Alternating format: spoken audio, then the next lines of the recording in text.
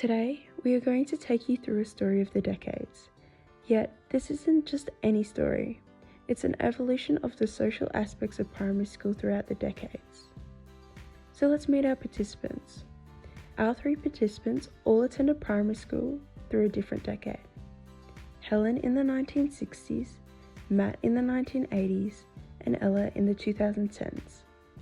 So let's take a look at how the social aspects of schooling were different for our participants in Australia throughout time. Helen started primary school in 1965 with a teaching approach based on a strong emphasis for discipline and authority, with long rows of tables facing the chalkboard and a teacher who stood at the front of the room to teach the class. Helen's social interactions in the classroom were already limited. The long rows of desks allowed for little student-to-student interaction, which was something heavily ignored by teachers in this time, yet it was something so powerful to student development, both socially and academically.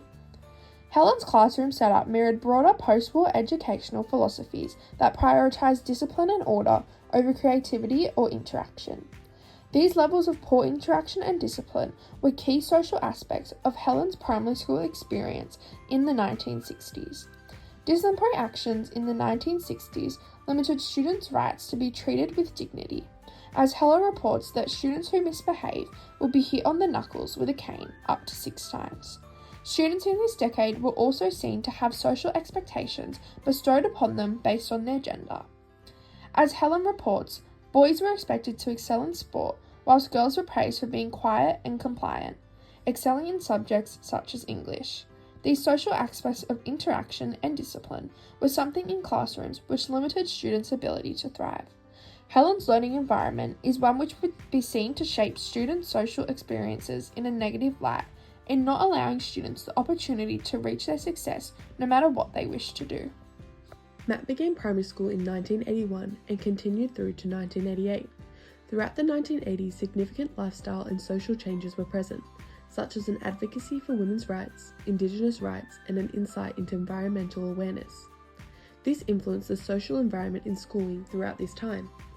Matt stated that although gender roles were still present within his schooling environment, it was seen in smaller ways, such as through students interacting through sports. Specific sports were still typically engaged in by either girls or boys, but this was due to personal interest. Although in the 1980s there would still be an ongoing gender stereotype influencing this outcome. In terms of discipline, there is a large change between the decades. Matt states that the cane was not used and instead students would be sent out of class to the deputy principal or principal to be reprimanded for their behaviour. Matt's school environment had atrium classrooms with concertina doors that could be opened to form larger, shared learning spaces. While his tables still largely faced the chalkboard, the potential for combined learning suggested an early shift towards more collaborative and open learning environments. This transition reflects emerging constructivist views in education, where social interaction is seen as central to learning. Furthermore, participant 3 Ella experienced schooling in 2010 in a rural area. Ella's experience in school demonstrates the shift towards more modern teaching styles, with social aspects and discipline seen to promote students' opportunities rather than diminish them. Ella's classrooms were seen to be arranged in groups, which promoted collaborative work with opportunities for students to work in table groups or on mats on the floor, therefore promoting students' social interactions. This change from Helen's and Matt's schooling experience reflects broader cultural and curricular shifts, including the personal and social capability strand of the Australian curriculum, which emphasises empathy, respect, social responsibility and diversity. It also aligns with the APST Standard 1.3, which expects teachers to work effectively with students from diverse backgrounds and support equitable participation. Throughout the story of our participants, we are able to learn how school has changed throughout the decades. It is evident that the physical and social structures of schooling have evolved significantly.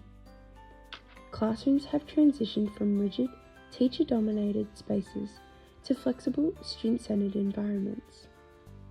Social expectations, particularly regarding gender, have also become more inclusive and respectful of diversity. These changes reflect a broader philosophical and pedagogical shift towards collaborative learning, social equity, and student well-being. Importantly, this reflection highlights the classroom design is not merely functional, but deeply tied to pedagogical values and social norms.